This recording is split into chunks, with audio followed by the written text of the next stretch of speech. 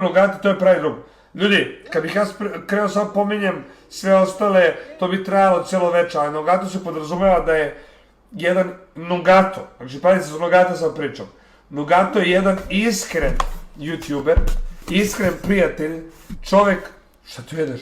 Proteinske počinke kupila. Bože sad čovek.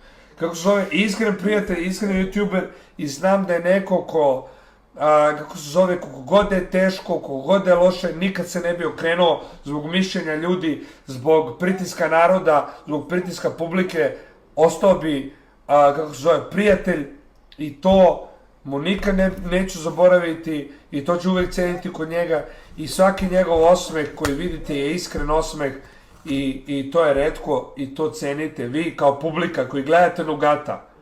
Cenite svaki njegov osmeh, vidi ovo.